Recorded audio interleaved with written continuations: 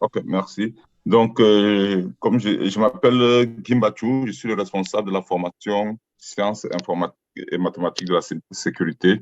Je suis un enseignant en informatique et j'interviens également dans cette formation pour les cours d'algorithmique, de programmation, des systèmes d'information, de bases et de bases de données. Alors, ma présentation s'articulera ainsi. Premier point, c'est l'information générale. Ensuite, les compétences à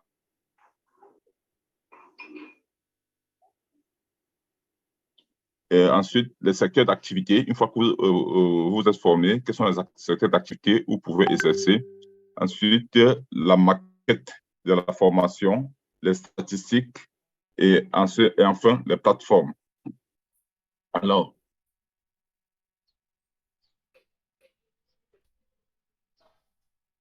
pour et numérique, et particulièrement dans le domaine sciences et technologies. Donc, la mention, c'est sciences informatiques et mathématiques de la cybersécurité. Donc, à l'Université numérique Cheikh Ahmadou Kane, on parle de formation. Donc, la formation s'appelle sciences informatiques et numériques, sciences informatiques et mathématiques de la cybersécurité. Dans les autres universités, on parle de filières.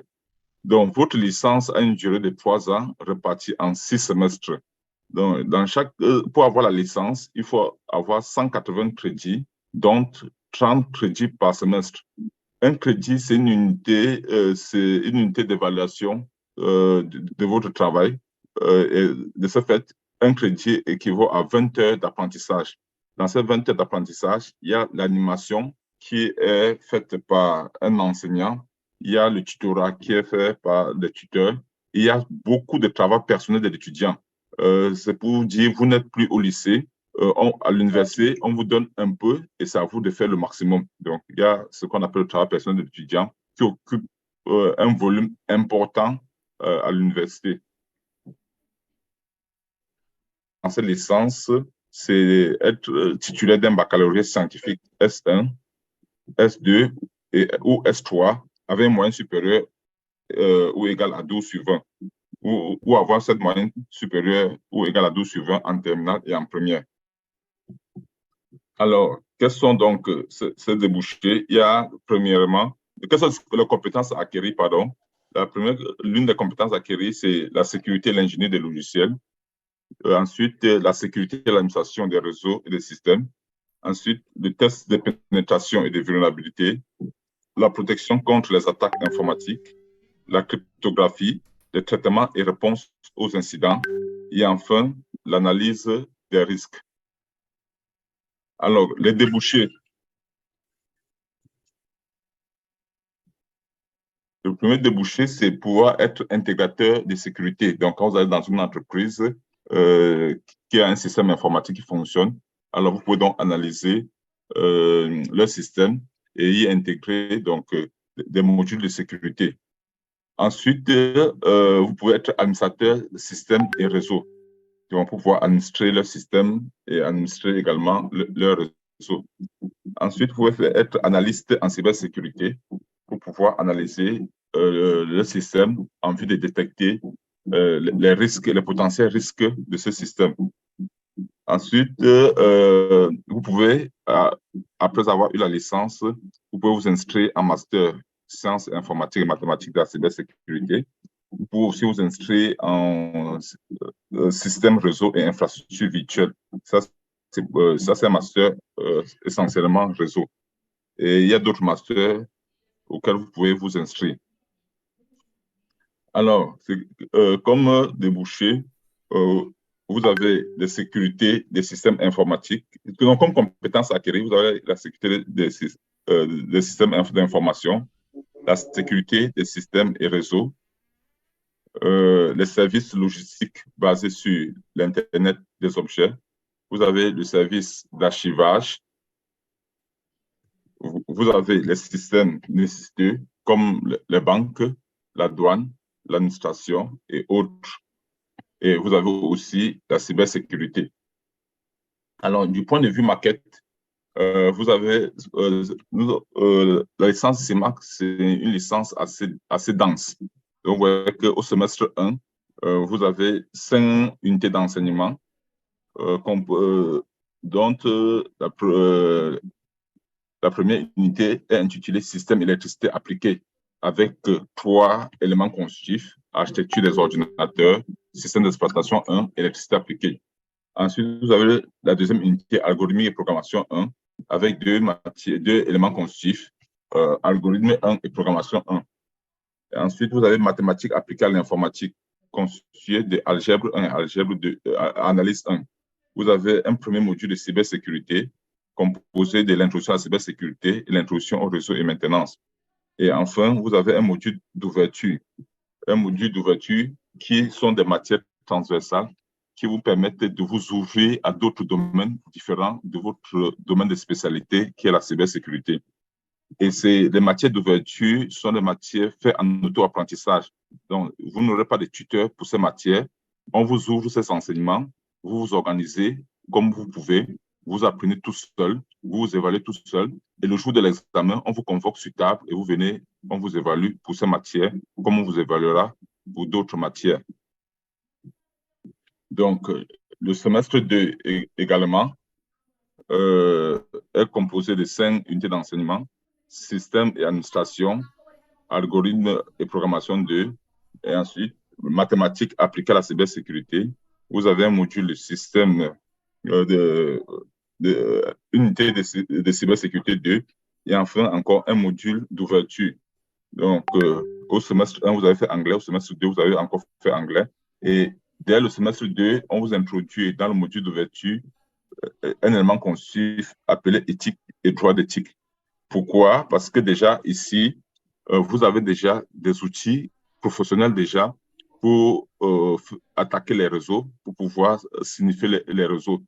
Donc, on vous fait ce cours de droit pour vous mettre en garde que si vous le faites sans autorisation, vous êtes sujet à des poursuites pénales. Donc, c'est pour ça que vous voyez que bien qu'il faut dire des cours d'administration et système Windows, administration et système Linux. Alors que si vous regardez souvent les autres programmes de licence, ce sont les cours qu'on fait généralement au 4e semestre ou en licence 3. Donc, en cybersécurité, le programme est dense et on va très vite. Quant au semestre 3, on a un cours de système, on a une unité d'enseignement, système d'information et audit, où nous allons faire 3 modules. Modélisation des systèmes d'information, on va faire un cours de base de données et un cours d'introduction à la gestion des risques. Et enfin, un cours d'analyse des données. On aura un cours, une unité d'enseignement de programmation et technologie web 1, où on fera Python et technologie web côté client. On aura un cours de réseau et services, où on va faire un cours de routage et commutation et un cours de réseau sans fil.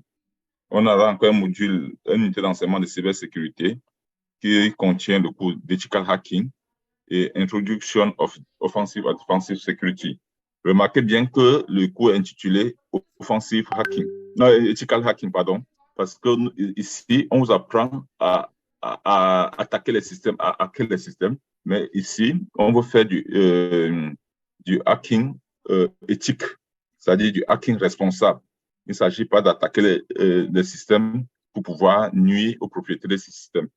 Donc, on vous expliquera en détail ce que c'est que le hacking éthique. Et au module 3, nous avons encore un cours d'anglais et un cours d'éthique.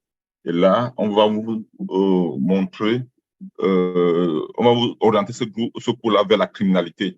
Parce qu'avec tous ces outils que vous voyez, alors là, vous êtes potentiellement dangereux et on vous met en garde contre l'utilisation malveillante ou abusive de tous les outils qu'on vous donnera. Le semestre 4, il y a également 5 modules, système d'information et audit, avec un cours d'administration de base de données, un cours de sécurité des systèmes informatiques. Il y a la deuxième unité qui est intitulée Programmation et technologie web 2, avec une application web côté serveur et une programmation orientée objet avec Python. On a une troisième unité d'enseignement réseau et services 2, composée du routage dynamique et du cloud computing et infrastructure virtuelle. On a une 4e unité, cybersécurité 4, composée de la cryptographie 2, de la sécurité Internet, de défense contre les attaquants, et de la technique, des techniques, outils et gestion des incidents de piratage. Et enfin, on a un dernier module d'ouverture, introduction à la gestion de projet et immersion en entreprise. Le module immersion en entreprise, ici, il est question, puisque à la fin du 4e semestre, vous êtes déjà suffisamment performant pour réaliser des choses concrètes. Donc, il est question de rendre service à la communauté. Donc, dans ce module-là, il est question d'envoyer les étudiants sur le terrain pour que les étudiants aillent sensibiliser les utilisateurs des outils de communication. Alors, dans cette matière, qu'est-ce que j'attends des étudiants qui rentrent, par exemple, dans leur famille, qui rentrent dans leur lycée, dans leur collège, dans les différentes structures sociales et qu'ils apportent des vraies solutions aux problèmes dont les gens ignorent. Donc, c'est pour ça que j'ai appelé ça immersion d'entreprise. Remarquez que je n'ai pas appelé ça stage, c'est bien immersion d'entreprise. Le 5e semestre en licence 3 a également 5 unités avec la première unité d'enseignement intitulée système d'information et audit. On va faire l'audit des systèmes d'information, la sécurité des systèmes d'information. Ensuite, la deuxième unité, c'est la sécurité des applications, où on aura un module sécurité des applications et Python pour la cybersécurité. On aura une troisième unité, administration des systèmes et réseaux. On va faire réseau d'entreprise, sécurité et automation, l'administration des systèmes Linux et l'administration des systèmes Microsoft Windows Server. On l'avait déjà fait au second semestre. Ici, il est question de passer à une étape plus avancée. Pourquoi je le remets ici? Puisque vous l'avez fait au semestre 2, vous avez vu comment hacker les systèmes. Donc, peut-être vous avez vu des insuffisances par rapport au précédent cours. C'est pour ça que je remets ce cours d'administration pour que vous voyez ce cours avec un niveau avancé. Ensuite, après, vous avez avec l'introduction à la technologie blockchain. On va faire les tests de vulnérabilité. On va faire aussi le traitement et réponse aux incidents. Et enfin, un dernier module d'ouverture où on vous apprendra à rédiger les rapports et penser à créer les entreprises.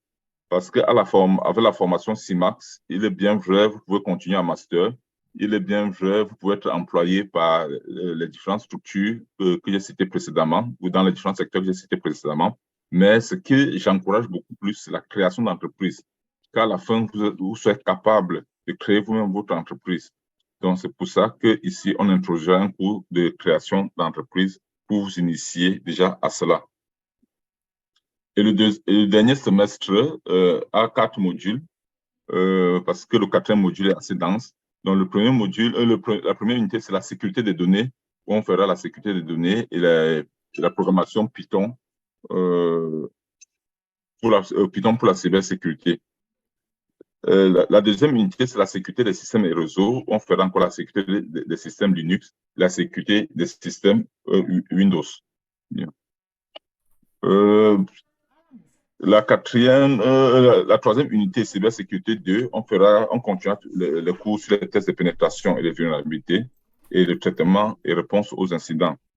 Et la 4e unité d'enseignement qui est assez dense, c'est le stage en entreprise, la rédaction et la présentation du rapport. Donc là, vous allez en entreprise, prendre un sujet sur lequel vous travaillez, et à la fin, vous venez présenter vos rapports.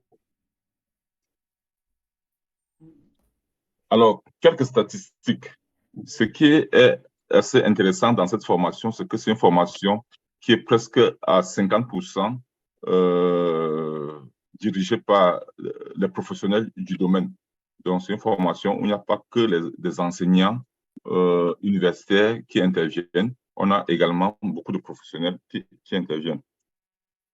Alors, nous sommes à notre 3e promotion. Donc, c'est une formation, c'est l'une des formations les plus jeunes à l'Université numérique Cheikh Hamidou Kane. C'est normal parce que ça fait partie de ce qu'on appelle les formations en sciences émergentes.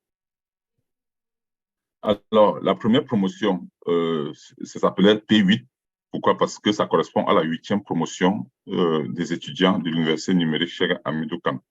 Alors, à cette promotion-là, on avait 128 inscrits Et de ces 128 inscrits, nous avons eu que 84 présents. Donc, vous voyez qu'on a à peu près eu 34% de défaillants, donc des personnes qui sont inscrites, mais qui n'ont jamais fait des enseignements. Alors, les résultats en CIMAP, en sciences informatiques et mathématiques de la cybersécurité, ne sont pas très élogieux. Donc, vous voyez qu'à la première promotion, nous n'avons eu 28 admis en L2, donc 33%. Donc, c'est relativement bas. Quelque part, ça ne s'explique pas le fait que les étudiants pensent qu'ils peuvent venir combiner deux formations à la fois, c'est-à-dire être en CIMAC et peut-être aller prendre une formation dans un institut, soit public, soit privé ailleurs. Parfois, ils le commencent, mais après, chemin faisant, ils se rendent compte que ce n'est pas du tout possible parce que la formation CIMAC, c'est une formation très consommateur de votre temps. Et ensuite, en plus de ces 28 admis, il y a eu 4 autorisations à s'inscrire en licence 2. Donc, attention, quand on dit, c'est ce que M. Badji va vous expliquer tout à l'heure, qu'il appellera admission conditionnée.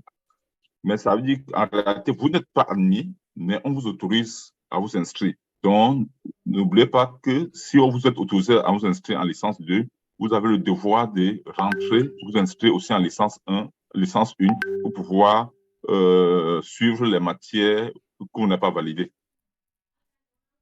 Donc, quant à la promotion 9 maintenant, on est monté en puissance, on est passé de 128 inscrits à 365 inscrits. Et là aussi, on a à peu près 40% de défaillants. Donc, pour l'instant, nous n'avons que 219 présents.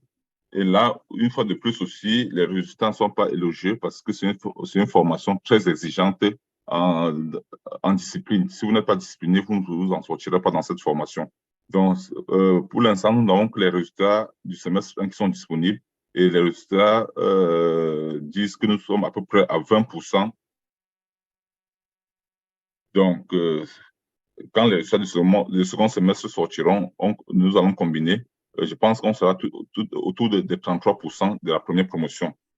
Alors, quant à la troisième promotion que vous êtes, P10, nous sommes à 428 inscrits. Bon, on attendra voir le nombre de présents. Alors, autre statistique, bien que les résultats ne soient pas si élogieux sur le plan pédagogique, je suis au contraire très satisfait sur la qualité du produit que nous formons. Parce que bien que les étudiants n'aient même pas encore terminé la licence 2, ils ont été confrontés avec certains étudiants de licence, de niveau licence, qui sont titulaires de la licence et d'autres qui sont titulaires du master au programme Force N. Force N, c'est un programme de l'université Cheikh Hamidou Kane qui s'intitule Formation ouverte pour le renforcement des capacités de l'entrepreneuriat basé sur le numérique. Donc, ils ont compétit avec ces étudiants titulaires de licence et certains titulaires de master. Et finalement, parmi eux, nous avons pu avoir 10 personnes qui ont réussi et qui sont déclarées assistants formateurs au programme de Force N. Donc, parmi les 10, nous avons 3 filles. Alors, une fois de plus, sans être titulaire de licence 2, chez le constructeur Cisco, on a déjà pas mal d'étudiants qui sont certifiés. Par exemple, au CCNP Enterprise Associate, il y a une personne. Au CCNA, on a 8 personnes, dont 3 filles. Sur certaines plateformes de cybersécurité, comme TryHackMe, on a 19 personnes, dont 6 filles. Des plateformes de offensive en défensive, on a 23, dont 10 filles. Sur CyberOps Associate, et on a 1. Sur Fortinet, on a 1. Sur les plateformes de sécurité informatique, particulièrement sécurité informatique et routage, on a 21 personnes, dont 8 filles. Et sur le Network Security, on a 1 personne. Donc, vous voyez que les étudiants, déjà, avant de terminer leur licence 2, ils ont déjà pas mal de certificats. Donc, j'imagine, et je les encourage toujours de continuer dans ce sens, de telle enseigne qu'avant d'avoir leur licence en sciences informatiques et mathématiques de la cybersécurité, ils soient dotés de plusieurs certificats ce qui les rendra assez compétitifs sur le marché de l'emploi et même sur le marché de la création de l'entreprise. Parce que la cybersécurité, c'est un domaine très technique. Et en général, les certificats ont une valeur ajoutée très, très considérable. Donc, ça veut dire même si vous ouvrez votre entreprise et que vous voulez candidater à une offre, si dans votre équipe, il n'y a pas de gens certifiés, vous aurez du mal à pouvoir remporter ce marché. Alors, quelques plateformes. Alors, la plateforme d'information, c'est www.unchk.sn. Et cette plateforme de formation, si vous allez au menu formation, vous allez voir notre formation sciences informatiques, mathématiques de la cybersécurité. Vous pouvez voir une présentation, voir les matières dominantes, les débouchés et la maquette. Bon, la maquette qui est disponible sur cette plateforme n'est pas à jour. Mais sur votre plateforme d'apprentissage, je vais vous mettre la maquette parce que la maquette est en train d'être améliorée. Donc, vous avez également l'environnement numérique de travail. Pour avoir accès à votre environnement numérique de travail, vous passez par le site portail.uvs.sn. Tout à l'heure, avec le collègue Tienon Ndiaye, j'ai vu qu'il y a aussi un lien portail.unchk.sn. Bon, pour l'instant, je passe par portail.uvs.sn. Donc, ça marche assez bien. Et ça, c'est mon interface à moi. Donc, vous, étudiants, vous pouvez avoir d'autres outils que je n'ai pas. Et moi, je peux avoir aussi d'autres outils que vous n'avez pas. Par exemple, certification, je ne sais pas si vous l'aurez. Cursus, Altissia, vous l'avez. Geno, peut-être vous l'aurez aussi. En tout cas, Badji vous le dira tout à l'heure. Alors, à partir de cet environnement numérique de travail, vous pouvez tout faire. Ce qui nous intéressera ici, en tant qu'étudiant, c'est la partie ressources pédagogiques. Donc, dans la partie ressources pédagogiques, donc, on a la bibliothèque. Donc, si vous cliquez sur bibliothèque dans la partie ressources pédagogiques, donc voilà l'URL, le lien, mais il faut cliquer directement sur bibliothèque et vous avez l'ensemble des bibliothèques. Mais la bibliothèque qui nous intéresse, c'est la bibliothèque Cyberlibris parce que c'est la seule bibliothèque pédagogique. Les autres bibliothèques, c'est pour de la recherche. Donc, quand vous cliquez sur Cyberlibris, vous avez une interface comme celle-ci, vous avez le moteur de recherche, vous pouvez saisir. En ce qui concerne mes cours, je me suis arrangé à ce que les références bibliographiques proviennent de votre bibliothèque numérique Cyberlibris. La plateforme d'apprentissage. Pour la plateforme d'apprentissage également, vous passez toujours par portail.uvs.sn et vous cliquez sur plateforme. Quand vous cliquez sur plateforme, on vous affiche ce tableau, c'est à 3 colonnes. Vous avez Pôle CEJA, Pôle SN et Pôle LSHE. Vous déroulez et vous allez trouver licence cybersécurité. Quand vous cliquez là-dessus, vous aurez ici, ce que j'ai mis à droite, accès aux plateformes. Vous cliquez sur votre promotion, vous allez voir votre semestre, vous cliquez là-dessus et vous allez atterrir sur la plateforme d'apprentissage.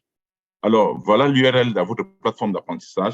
Les liens ou les URL sont faits pour que les étudiants ne les mémorisent pas. Ce n'est pas la peine de chercher à les mémoriser. Donc, il faut toujours passer par portail.uvs.sn. Alors, dans cette plateforme, à partir de cette année, j'ai remarqué que la direction de l'informatique, la direction de l'information et des systèmes informatiques a mis sur la même plateforme 3 filières. La filière mathématiques appliquées et informatique, la filière sciences informatiques et mathématiques de la cybersécurité et la filière communication digitale. Donc, sur cette plateforme, vous allez voir déjà votre emploi du temps. J'ai déjà mis à jour votre emploi du temps. Si vous regardez bien, votre emploi du temps est assez chargé. Donc, chaque jour, vous avez à peu près 8 heures de travail non-stop. Ça semble être touffu. Pourquoi? Parce que cette année, vous avez 5 groupes.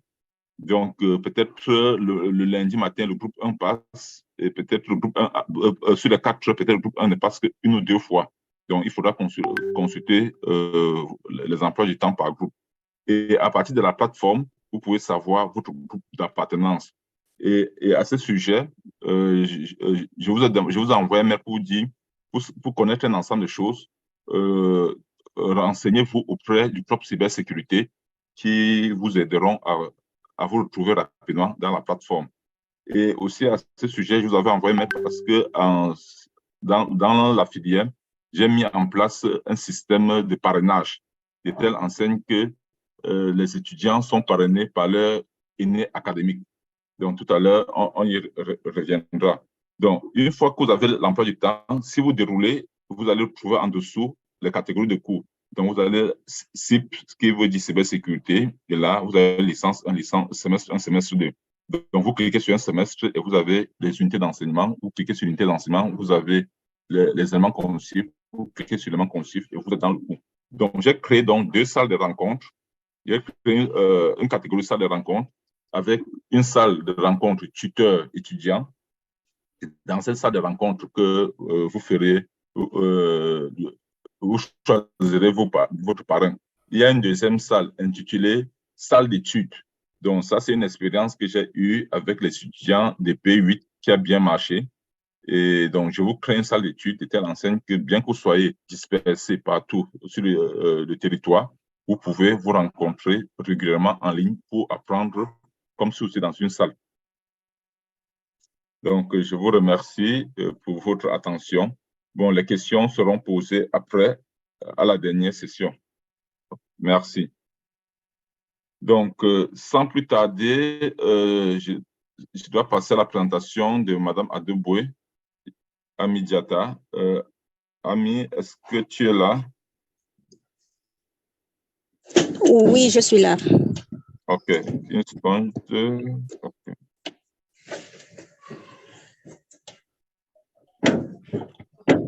Voilà. Madame.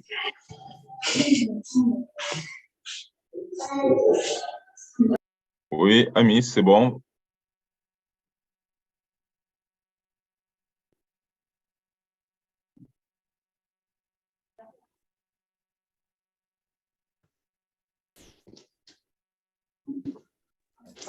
Okay. Merci, M. Mbachou. Alors, je me présente, moi, c'est Mme Adeboué Amidiata.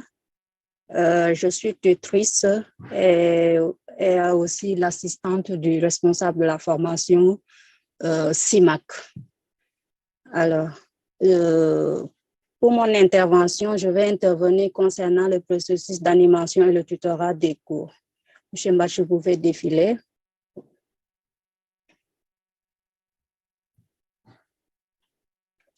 Alors, concernant les processus d'animation et le tutorat des cours, il y a 2 grandes étapes qui se feront. D'abord, la première étape, c'est quoi? Il y a l'animation du cours.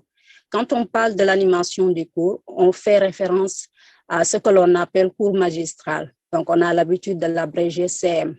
Donc, dès que vous voyez cette abrégiation CM, ça veut dire cours magistral. Cours magistral, c'est quoi? C'est le moment de regrouper l'ensemble des différents groupes qui existent dans une promotion. Par exemple, je prends l'exemple de la promotion 10. Il y a par exemple 5 groupes. Là, on va regrouper tous ces groupes pour mener le cours. Donc, ce n'est pas un cours bien trop détaillé. Donc, c'est juste...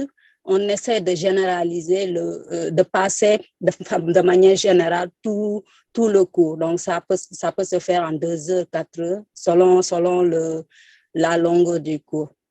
Et l'autre étape consiste en ce que l'on appelle le tutorat. Donc, c'est à peu près l'étymologie, ce que l'étymologie du mot dit, ça renvoie à guider, à prendre soin, à détailler les choses qui ne sont pas bien détaillées lors du cours général. Et on verra par la suite qui doit faire le cours magistral et qui doit faire le tutorat. Monsieur Mbachou, vous pouvez avancer pour le diapositive. Alors, concernant le cours magistral, c'est l'enseignant qui doit dérouler ce cours, qui doit faire ce cours. Quand on dit l'enseignant, c'est la personne qui a conçu le cours, qui a écrit le cours, qui doit faire le cours magistral.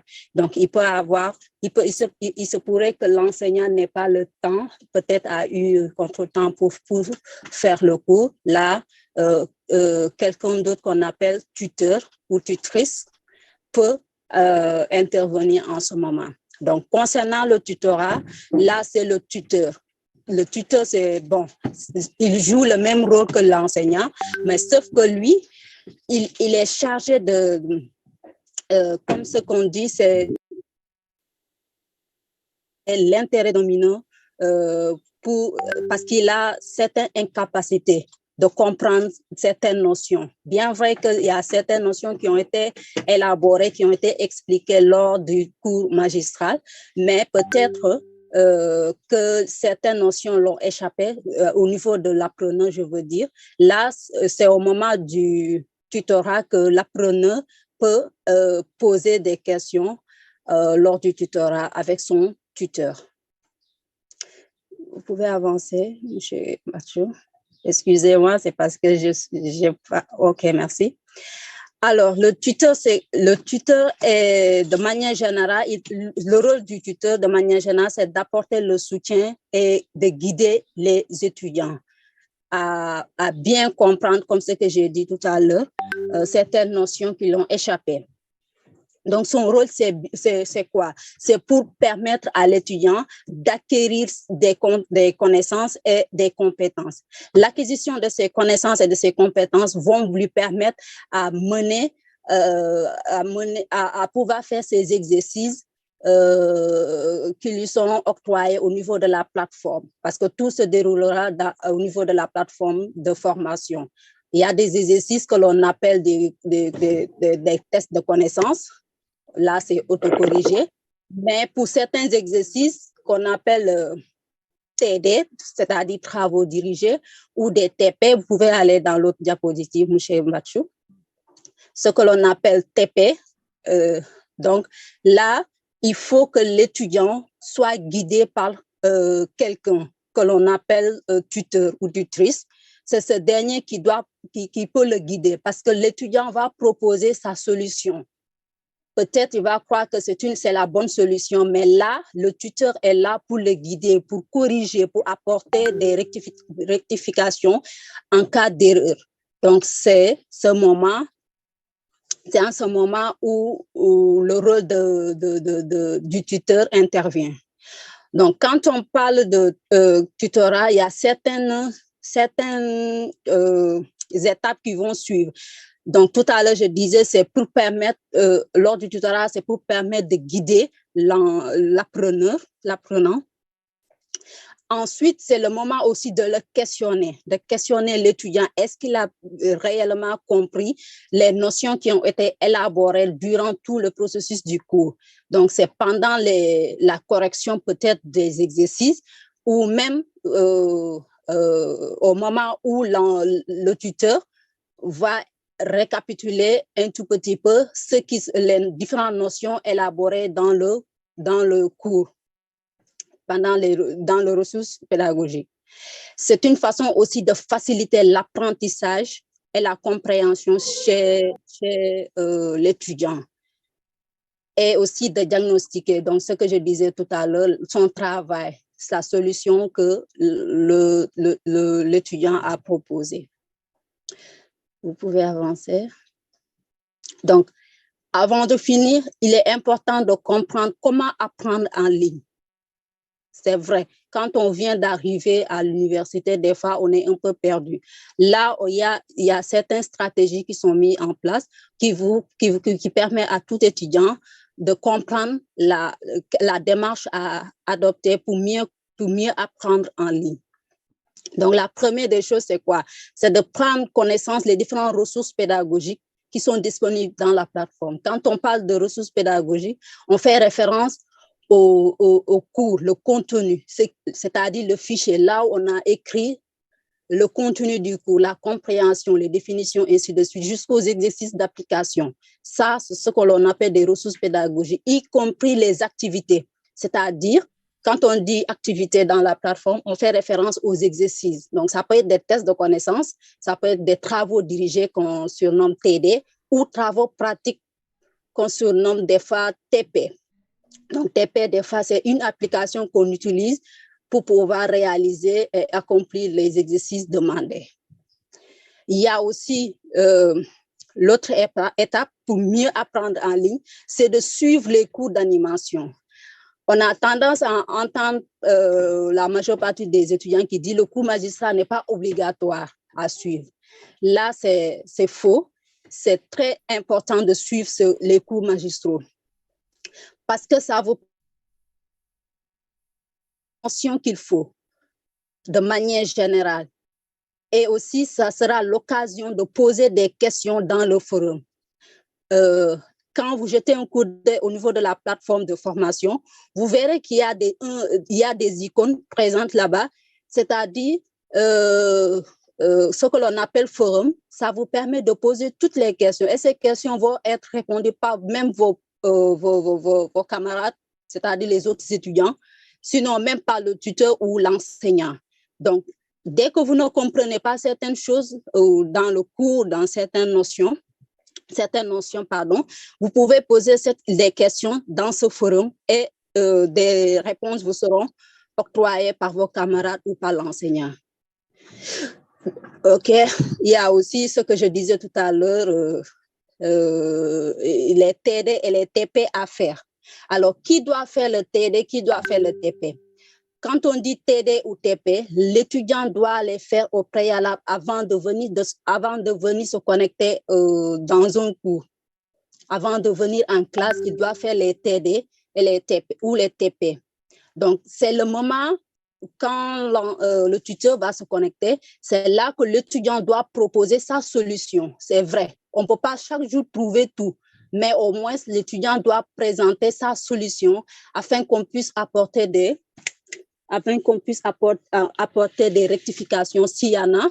Sinon aussi, voilà, ça permet aussi à l'étudiant de mieux comprendre même de quoi il a à faire. Il y a un dernier point, M. Mbachu, vous êtes arrivé vers la fin. Voilà. Il y a aussi le dernier point qui parle d'être réactif dans un cours donné, que ce soit un cours magistral ou un cours ou lors du tutorat. Les étudiants, vous devez être réactifs tout au long du cours. C'est bon pour votre avancement, pour l'acquisition de vos connaissances et des compétences, mais aussi, il y a l'opportunité d'avoir des bonus. Vous pouvez demander vos aînés, parce que quand on remarque qu'un étudiant a l'habitude d'être réactif, de participer lors des cours, s'il ne comprend pas, il pose des questions. Si on pose des questions, il propose une réponse. Voilà, tout ceci va contribuer à son avancement, à l'acquisition des compétences, des connaissances, mais aussi à avoir des points, parce que les points comptent aussi. Donc, je pense que c'est ce que j'avais à dire pour les processus d'animation et de tutorat.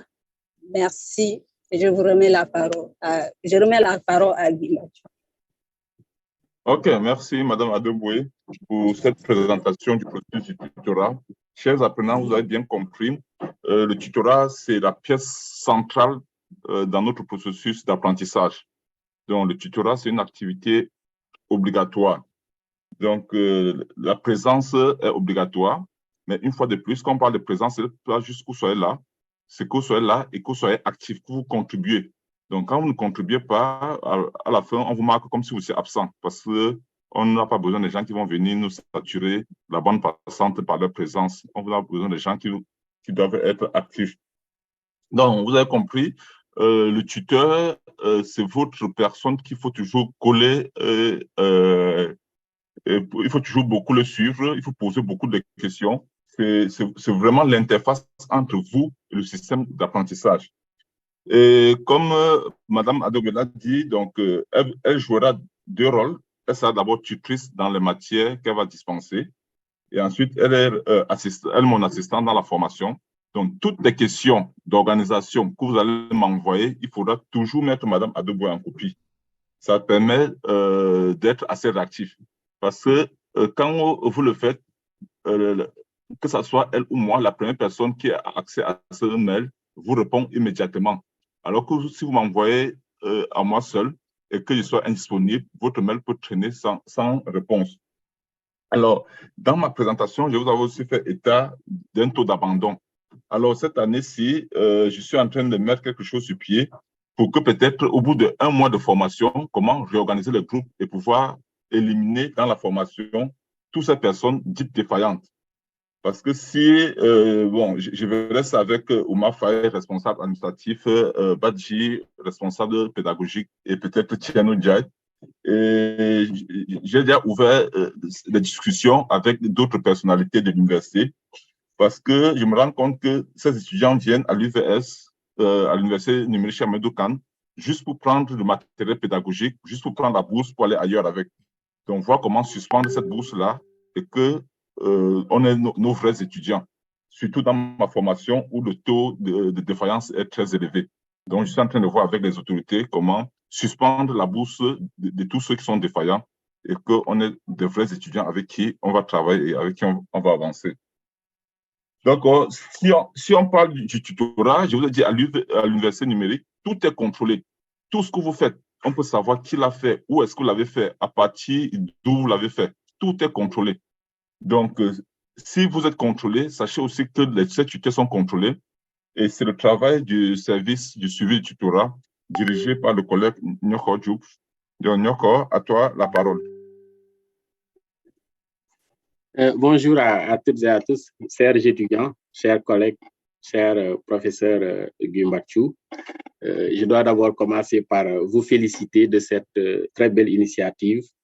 Je pense que c'est toujours bon de faire des amphis de rentrée. Ça permettrait aux apprenants de savoir à la base comment, bien sûr, voilà le process, comment, bien sûr, voilà, procéder dans l'enseignement apprentissage ici à l'université virtuelle, l'université Cheikh Hamidou Kane, bien sûr. Donc, si on sait qu'en fait, ils quittent une université, ils quittent, bien sûr, l'enseignement classique, voilà, et ils vont basculer directement vers l'enseignement numérique. Donc, il y a forcément un problème d'intégration qui va se poser. Et tout le monde sait qu'en fait, on ne peut pas résoudre ce problème-là à travers les cours de prise en main qui se font au niveau des zéros. Il faut impérativement, c'est-à-dire ces amphis de rentrée-là, échanger avec les apprenants sur la maquette, comme vous l'avez fait tout à l'heure, échanger avec les apprenants sur le process administratif, comme Omar l'a fait, et aussi comme Tierno l'a fait, et comme Ren et Badji vont le faire tout à l'heure. Je pense qu'en fait, ça va beaucoup aider les étudiants et je vous félicite pour ça. Donc, je m'en vais faire une présentation du service tutorat. Bon, je ne sais pas si c'est visible à votre niveau. J'ai déjà fait le partage. Si c'est bon, vous pouvez me confirmer. Oui, c'est bon. Oui, c'est bon, monsieur. Super. Voilà, merci beaucoup. Donc, voilà, je mets une image à mon nom. Donc, Nyokhor Semoudou, je suis le chef de service suivi. Nyokhor, je ne te suis plus. Vous ne voyez pas le partage, prof? Apparemment, il y a certains qui ne voient pas le partage. Prof, apparemment, les étudiants, ils voient le partage. Oui, on voit le partage.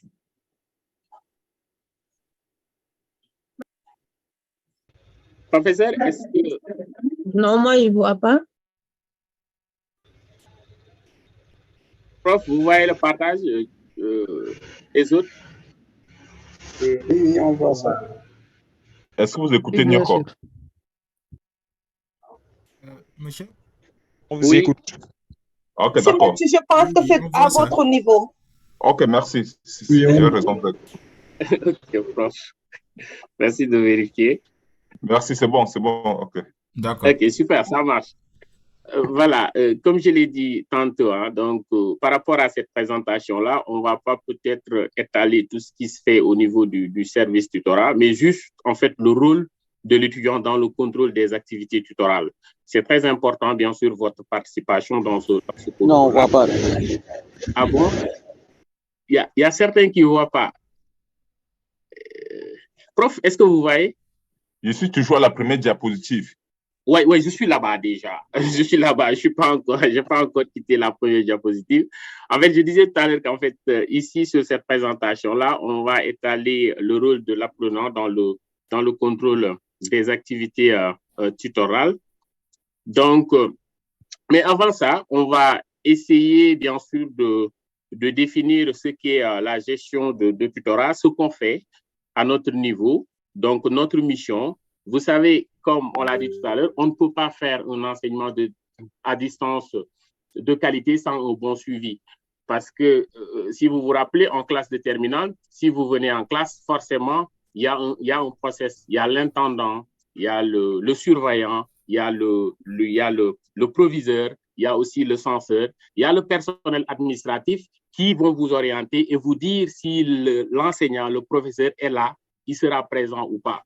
Donc, dans le dispositif, bien sûr, en ligne, c'est-à-dire on n'a pas tout ça parce qu'il n'y a pas, bien sûr, un proviseur, il n'y a pas un censeur, il n'y a pas aussi, comment dirais-je, un délégué ou bien, un surveillant qui va peut-être vous expliquer si, en fait, un tuteur est absent, ces raisons. Vous vous connectez juste et vous êtes sur la plateforme. Maintenant, il faut que le tuteur soit là pour que vous soyez informé. Et c'est pourquoi, c'est-à-dire, c'est utile, bien sûr, de mettre en place un service qui va faire ce contrôle-là. Donc, si vous êtes sur la plateforme, si toutefois, le tuteur n'est pas là, ce service-là va prendre en charge, bien sûr, vos inquiétudes. C'est pourquoi j'ai dit tout à l'heure qu'en fait, on ne peut pas faire l'enseignement à distance sans un bon suivi. Et dans ce suivi-là, il sera question, bien sûr, de contrôler déjà l'effectivité des séances, de tutorat. Mais ce n'est pas seulement de contrôler l'effectivité des séances de tutorat, mais c'est aussi, c'est-à-dire de veiller à ce qu'on respecte, bien sûr, les contenus consignés dans les objectifs de cours. Donc, parce que un cours, c'est-à-dire, vous avez une décomposition du cours en séquences. Et dans chaque cours, c'est-à-dire dans chaque séquence, autant pour moi, il y a ce qu'on appelle des objectifs d'apprentissage de la séquence. Donc, forcément, l'enseignant ou bien le tuteur, il ne doit pas, bien sûr, passer de séquence en séquence sans pour autant valider les objectifs d'apprentissage de cette séquence-là. Et nous, on va essayer, bien sûr, de veiller à ce qu'en fait, ces objectifs-là soient atteints ou bien soient faits. Donc, en réalité, la première, c'est de contrôler l'effectivité du tutorat, mais aussi de veiller à ce que cette effectivité-là soit de qualité en essayant, bien sûr, à pousser au tuteur d'atteindre les objectifs d'apprentissage. Donc, pour atteindre, bien sûr, ces objectifs d'apprentissage-là et pour veiller à ce qu'en fait, le tutorat soit fait dans d'excellentes conditions, donc ici, on va vous partager les outils qu'on utilise pour faire le suivi. Donc, vous avez vu qu'en fait, il y a l'outil gestion des tuteurs. Bon, pour cet outil-là, on fait les enrôlements, on fait la planification et la gestion des emplois du temps. Donc, peut-être ça ne va pas. Et vous avez vu qu'en fait, au niveau des diagrammes, ce n'est pas trop élevé parce que rare, qu'on interagit avec les apprenants sur cet outil-là. Il y a aussi le fichier de suivi. On n'interagit pratiquement pas avec les apprenants parce que ce fichier de suivi-là va nous permettre, bien sûr, sur le plan comptable, de savoir en réalité, le nombre d'heures de tutorat que le tuteur a eu à faire et comparer, bien sûr, au volume statutaire annuel qu'il devait en réalité faire. Et à côté, bien sûr, de ces deux outils-là, on a l'outil WhatsApp et l'outil cahier de texte. Vous avez vu qu'en fait, le diagramme est élevé à ce niveau-là. C'est là où on interagit le plus avec les apprenants dans le dispositif, c'est-à-dire l'outil WhatsApp et l'outil cahier de texte. Donc, je vais vous montrer pourquoi c'est là-bas où on interagit le plus avec les apprenants. Donc, sur l'outil cahier de texte, c'est là d'ailleurs que le rôle de l'étudiant va devenir important dans le dispositif de contrôle. Donc, ici, vous avez le cahier de texte. Et dans ce cahier de texte-là, on a des informations, c'est-à-dire, vous avez des informations, bien sûr, à nous donner ici. Parce qu'on n'est pas dans la salle. C'est vous qui êtes dans la salle. Donc, à la base, c'est vous qui savez en réalité ce qui est proposé, ce que le tuteur, bien sûr, va proposer en termes de contenu. Mais nous, on sait voilà, et on sait le contenu qui se trouve sur la plateforme. Donc, ne pensez pas qu'on ne sait pas, on sait le contenu qui se trouve sur la plateforme et on sait qu'en fait, si le tuteur va faire une séance de tutorat, il va s'appuyer sur le contenu déjà existant sur cette plateforme. Et de ce fait, ce dont on a besoin, bien sûr, sur ce cahier de texte-là qui sera partagé à travers, bien sûr, l'emploi du temps. Tout à l'heure, le professeur Mbachou avait partagé la plateforme. Je ne vais pas le partager à nouveau. Mais sachez qu'en fait, si vous entrez dans la plateforme, sur la partie emploi du temps, vous verrez en fait le nom des modules, c'est-à-dire votre emploi du temps. Mais dans chaque emploi du temps, sera accroché, si vous cliquez sur l'emploi du temps, le lien cahier de texte. C'est-à-dire le cahier de texte du groupe 1 pour le cours de système d'exploitation 1 sera accroché là où la planification est effectuée. Donc, l'étudiant au sorti ou bien après le cours, ce qu'il va faire avant de quitter la plateforme, c'est de cliquer juste là où la planification a été effectuée et l'apprenant va trouver un lien où on va lui dire merci de renseigner, voilà le cahier de texte. Et si vous cliquez sur ce lien-là, vous allez être redirigé directement sur le cahier de texte. Et sur le cahier de texte, vous verrez qu'il y aura un responsable de suivi du cahier de texte. C'est-à-dire ce responsable-là, on l'a affecté à votre formation. C'est-à-dire c'est lui qui va suivre votre formation et au besoin, si vous avez des difficultés dans le tutorat, ou bien si, par exemple, il y a un tuteur voilà, qui ne fait pas les cours correctement, ou bien il y a problème, c'est-à-dire à l'intérieur du tutorat, vous saisissez directement ce responsable de suivi-là. Voilà, qui vous sera affecté. Vous aurez son mail, vous aurez aussi son numéro de téléphone et vous retrouverez aussi dans l'autre outil que je vais projeter tout à l'heure. Et ces informations, donc vous avez vu le cours de système d'exploitation. D'ailleurs, le tuteur de ce cours, c'est le responsable de la formation lui-même, le docteur professeur Gumbachou. Donc, vous avez aussi son mail. Voilà. Ici, ce qu'on vous demande, c'est d'abord de renseigner la date. Si toutefois le professeur Mbachou a effectué un cours, de nous mettre la date de ce cours-là, mais aussi de nous mettre en fait le début et la fin du cours, parce que c'est très important. N'oubliez pas qu'en fait, tout à l'heure, je vous ai dit qu'en fait, il y a un fichier de suivi qui nous permet, voilà, à l'issue, à la fin du tutorat, de voir le nombre ou bien le volume horaire exact que le tuteur a effectué. Il ne faut pas oublier que les tuteurs ont des charges, voilà, des charges statutaires ou qu'ils doivent remplir, c'est-à-dire pendant l'année. Donc, c'est pourquoi c'est important, bien sûr, d'avoir ces deux informations-là. Et juste après, vous avez la colonne effectivité du tutorat. Si le tutorat est effectif ou pas. Bon, en fait, je m'explique par rapport à cette colonne-là. Donc, si vous cliquez, vous aurez effectué ou non effectué. Pourquoi on a mis effectué ou non effectué? Peut-être, bon, les gens vont me dire qu'il fallait juste mettre effectué parce que si ce n'est pas effectué, donc on ne met rien. Mais le tuteur peut être en classe, mais ne pas faire de tutorat. Il peut faire autre chose. Donc là, on ne va pas dire que voilà, le cours a été effectué. Le cours n'est pas effectué. Maintenant, vous allez mettre non effectué. Et là, dans ce cas, on attend le tuteur parce qu'il y a deux colonnes à renseigner. Il y a la colonne où le responsable de formation, le responsable de classe va prendre en charge carrément. Ce sont l'ensemble de ces informations-là que vous avez ici. Et il y a l'autre colonne qui sera renseignée directement par le tuteur. Sachez qu'en fait, le tuteur a accès aussi au fichier. Mais sauf que la colonne du tuteur, vous n'avez pas accès à cette colonne-là. Et la colonne dont vous avez accès, le tuteur aussi n'a pas accès. Donc, ces deux colonnes-là sont bien réparties. Donc, les responsables, ils vont prendre l'information ici, essayer de voir est-ce que le cours a été effectué ou pas. Si le cours a été effectué, vous nous dites ce que vous avez fait en classe ou bien ce que le tuteur a fait. Donc, ici, qu'est-ce qu'on a dit? Fonctionnement pratique d'un système d'exploitation, chapitre 1, installation de Microsoft Windows. Maintenant, si vous renseignez ça, nous, on va comparer ce que vous renseignez, ce que vous avez renseigné par rapport à ce qui se trouve dans le contenu. Est-ce que le tuteur est en train de dispenser le contenu qui se trouve sur la plateforme? Je m'explique à ce niveau-là. Il arrive parfois, bon, je ne parle pas de la formation CIMAC, bien sûr, de manière générale, on peut se retrouver dans une formation où le tuteur peut se retrouver sur un cours où il n'y a pas beaucoup de ressources. Et le tuteur peut même, c'est-à-dire avoir des difficultés à dispenser ce cours-là.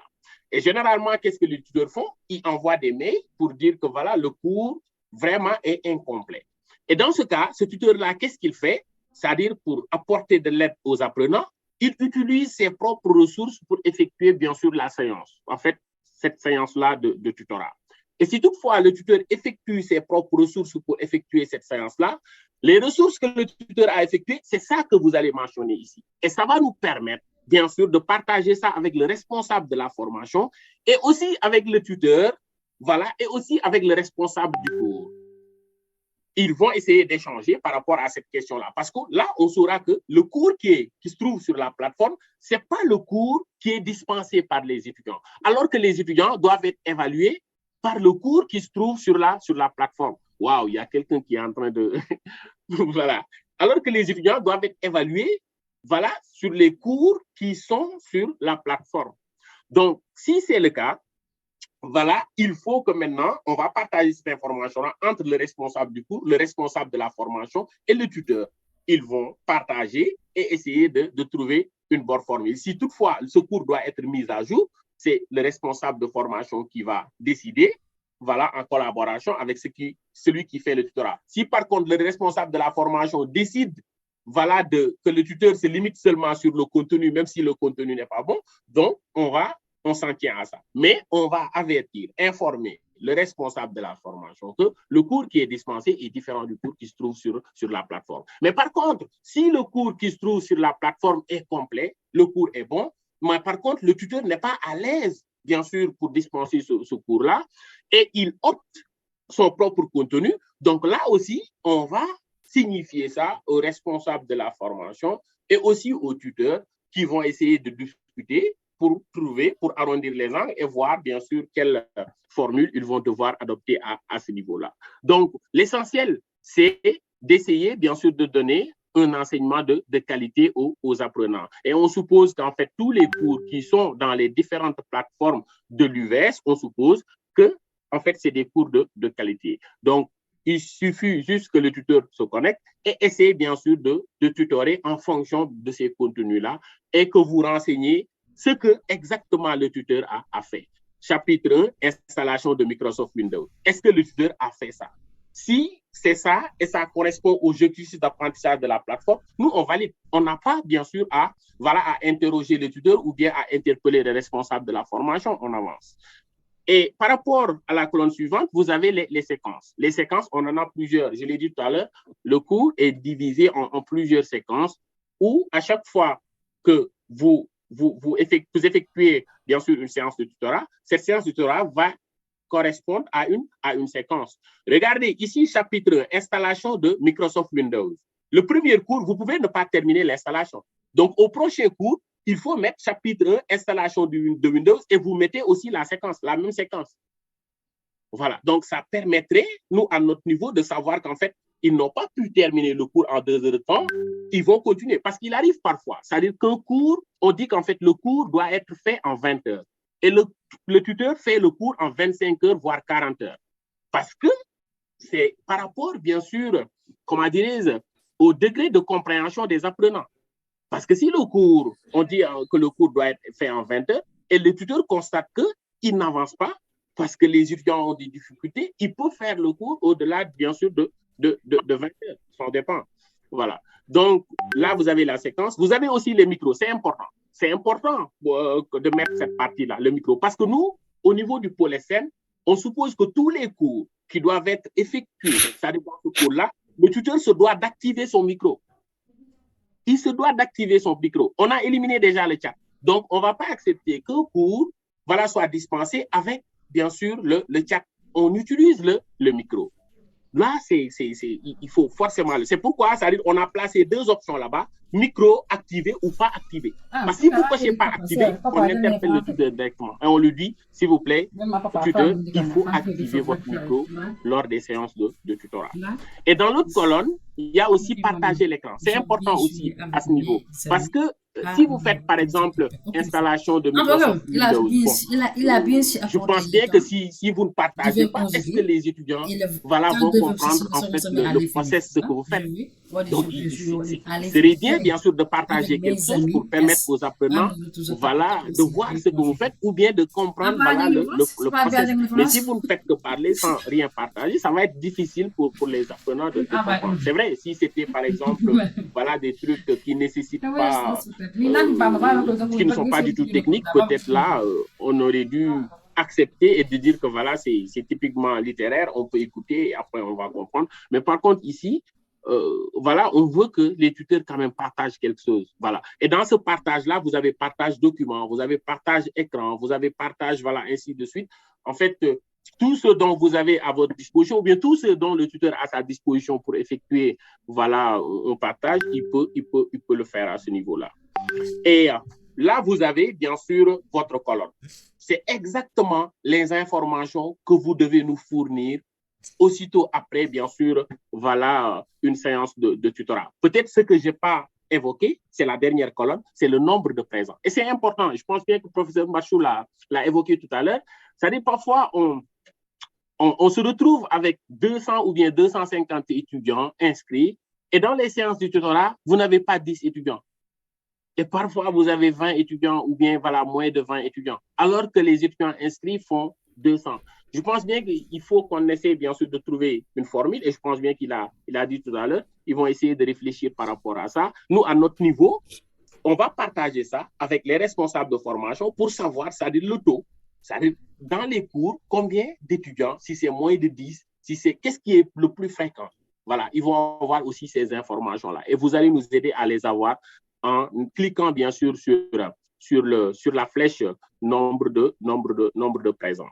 Donc, ainsi, vous avez la colonne, que le responsable de groupe, ou bien de classe va renseigner. Donc, vous avez 5 groupes déjà en cybersécurité CIMAC. Chaque groupe va avoir 3 responsables ou 2 ou bien 3 responsables parce que, parfois, quelqu'un peut avoir des problèmes de connexion, il n'assiste pas au cours. Donc, c'est toujours bon d'avoir, plus d'un responsable de formation pour assurer peut-être l'intérim au cas où. Dans tous les cas, on va régler ceci en interne lors de la réunion qu'on va faire avec les responsables, bien sûr, de classe. Donc, là, vous avez, bien sûr, votre colonne. Et l'autre colonne, les tuteurs ne sont pas là, donc c'est pour les tuteurs. L'autre colonne, donc, c'est la signature du tuteur. Voilà. Il ne faut pas oublier aussi qu'en fait, dans le système classique, c'est ça, le cahier de texte. Parce qu'un cahier de texte, après chaque cours, le tuteur se doit de signer, de renseigner le cahier de texte pour dire, en fait, pour expliquer ce qu'il a fait. Parce qu'on ne sait jamais. Un tuteur peut commencer un cours, il fait 2 à 3 cours, il tombe malade. Et si un autre doit continuer, il doit avoir à disposition le cahier de texte pour continuer là où l'autre s'est arrêté. Donc, c'est capital d'avoir un cahier de texte à disposition. Et c'est important que vous renseignez correctement les informations, les séances de cours que vous effectuez en classe. Parce que ça va permettre, bien sûr, non seulement de contrôler, mais ça va nous permettre de savoir ce qui est fait, en classe, de manière beaucoup plus rigoureuse. Donc, ici, il y a aussi le tuteur qui va avoir l'œil sur ce que vous faites. Est-ce que ce que vous renseignez, c'est exactement ce que j'ai fait? Si c'est exactement ce que le tuteur a fait, le tuteur va cliquer sur « Approuver ». Donc, j'approuve. C'est sa signature. Donc, si le tuteur approuve, nous, on se dit « C'est bon, c'est OK ». Alors, maintenant, sur l'autre colonne, si toutefois, le tuteur peut ne pas approuver, comme peut-être il a des commentaires. Il a approuvé, mais il a des commentaires. Il peut faire ces commentaires-là. Et si le tuteur fait ces commentaires, on va essayer de voir, c'est-à-dire, qu'est-ce que le tuteur a partagé et comment essayer de trouver une solution par rapport à ça. Si par contre, le tuteur n'approuve pas et pense que ce que l'apprenant a renseigné ne correspond pas à ce qu'il a fait, donc à la base, je pense que nous, on va interroger les enregistrements pour voir en réalité, qu'est-ce qui a été fait réellement en termes de tutorat. Donc, je pense bien que les différents acteurs vont interagir sur ce fichier-là, à savoir bien sûr le tuteur, mais aussi les apprenants et aussi le service tutorat, mais aussi le responsable de formation, bien sûr s'il y a problème, mais si tout se passe bien, je pense bien que le responsable de la formation va de temps en temps regarder le fichier de suivi qu'on va partager sous forme de tableau de bord avec tous les responsables de formation. Mais s'il y a problème, on va extraire ces informations-là et partager ça directement avec le responsable de formation. Donc, ne vous en faites pas. Je sais qu'en fait, vous ne voyez pas correctement, bien sûr, le cahier de texte. Sachez qu'en fait, comme on l'a fait avec les masters, on l'a expérimenté, cette méthode-là, avec les masters, mais ça se déroule. Ça se passe correctement, ils renseignent les fichiers normalement et aussi on échange bien sûr sur ce qui se passe dans les salles couramment. Une réunion sera tenue, comme on l'a fait avec eux, les masters. On va faire une prise en main de ce cahier de texte-là et on va aussi de manière pratique, c'est-à-dire partager avec vous, définir les rôles, qu'est-ce qui doit avoir accès. Parce que sur ce fichier-là, sachez qu'en fait, on va multiplier ce fichier-là jusqu'à avoir 5 groupes. Et ces 5 groupes-là, si vous êtes responsable du groupe, vous n'aurez pas accès aux feuilles 2. On va fermer, on va restreindre les accès au niveau du feuille 2 à vous. Donc, vous ne pouvez accéder qu'à la feuille dont vous êtes le responsable de classe. Donc, et c'est après avoir vos mails, après avoir effectué, bien sûr, cette réunion-là qui va nous permettre d'identifier les responsables de classe, on pourra peut-être faire la prise en main du cahier de texte. Mais aussi, il y a aussi l'autre outil. Votre écran est trop petit, pour l'augmenter, s'il vous plaît. De toute façon, vous allez dire que c'est trop petit. Attends,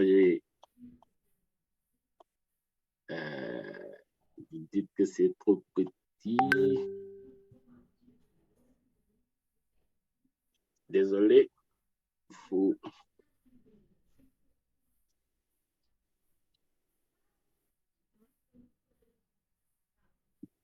Désolé, je fais le partage à nouveau. Je ne sais pas si... Okay.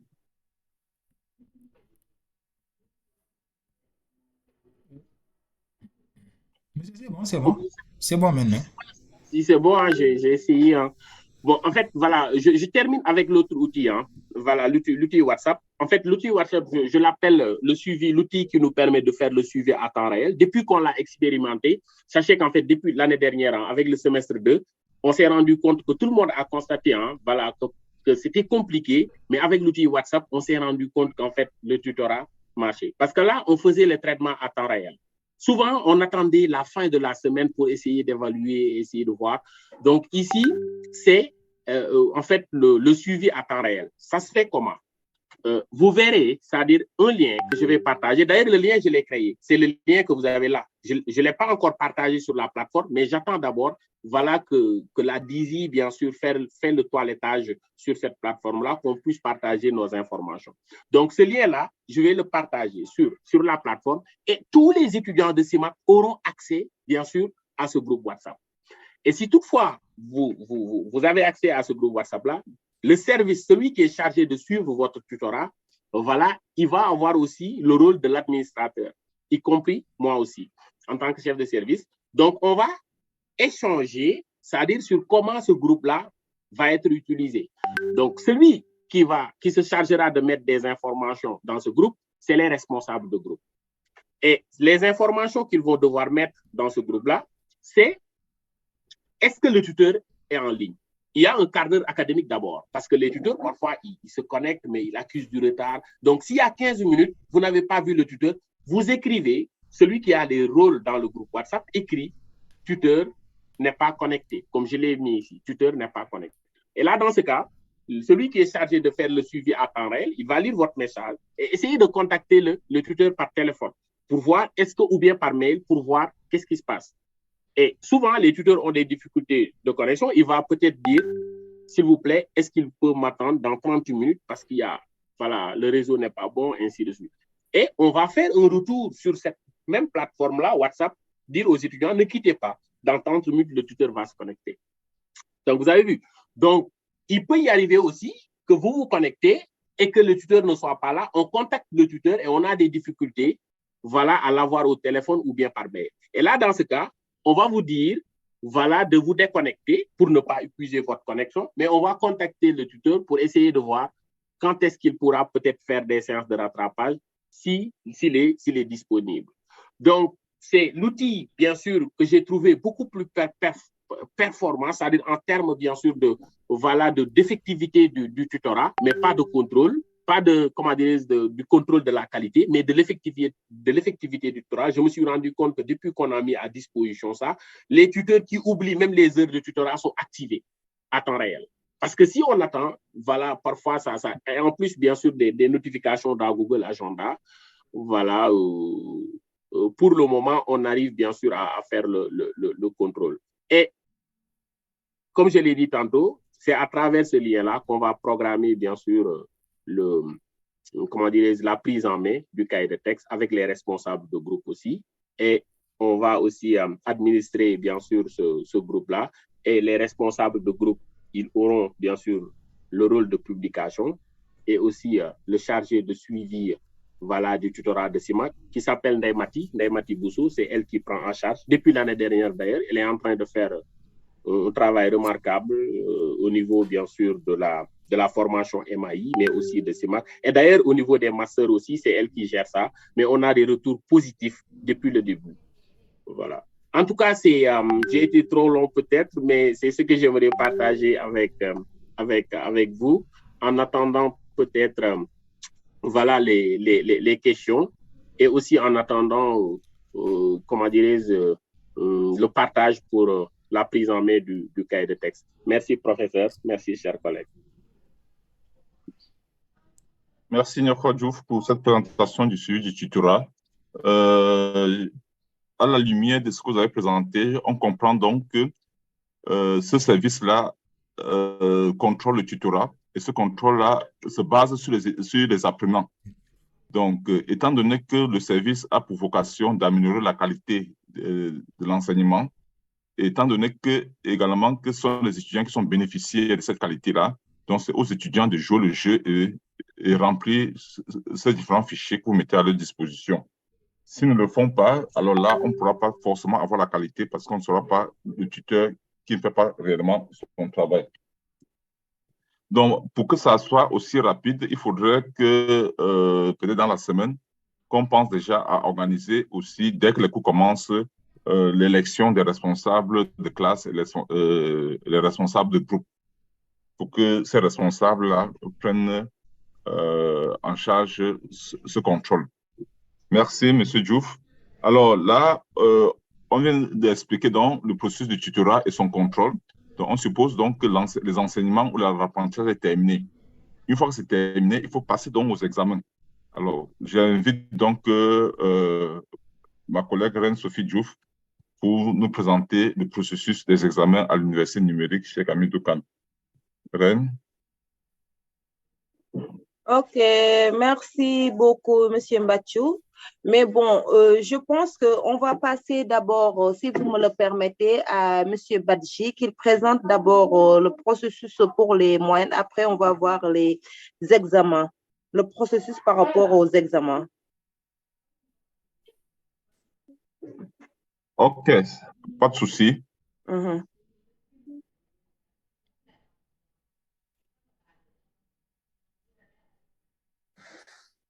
Bonjour, prof. Je ne vois pas d'inconvénient. Donc, si vous le permettez, je vais partager mon écran.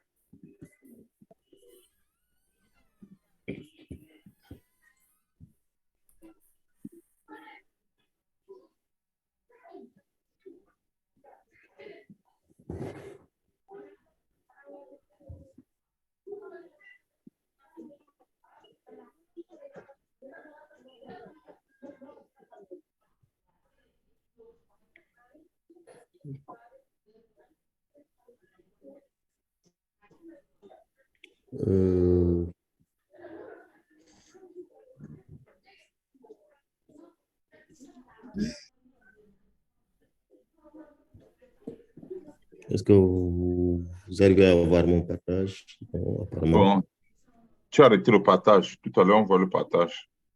Non, ça, c'était pas moi. Ah oui. Heureusement. Voilà, je pense que là, c'est bon. Heureusement, boss. Non, ça, c'est pas moi. Ah.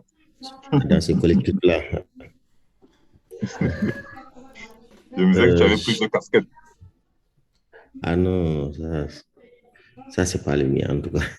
Donc voilà. Donc moi, je vais faire la présentation du processus de calcul et de validation à l'Université numérique Cheikh Ahmadou Kane, ex-UVS. Donc, pour le plan de présentation, on va d'abord